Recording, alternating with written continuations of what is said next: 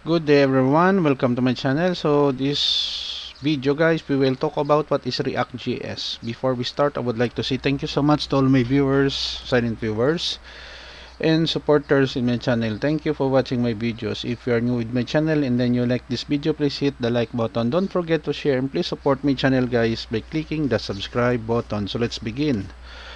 What is React.js? React.js, also known as React.js or React, is an open source front-end JavaScript library. It was created in 2013 by Jordan Walk, who works at Facebook as software engineer. Now it has the MIT license but was initially released under the Apache License 2.0.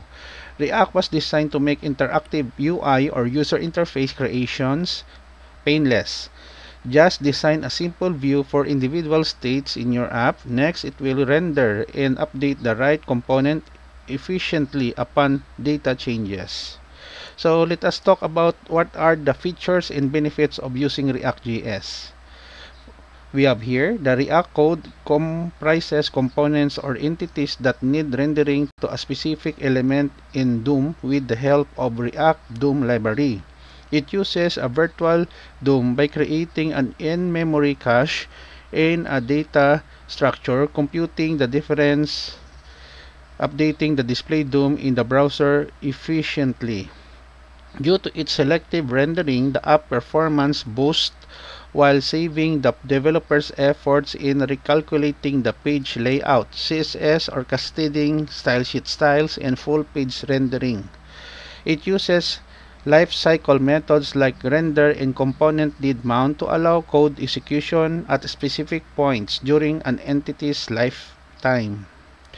It supports JavaScript, XML, JSX that combines both JS and HTML. It helps in component rendering with nested elements, attributes, JS expressions, and conditional statements. Let's talk about what are the use cases in React.js, serving as the base while developing mobile or single-page applications.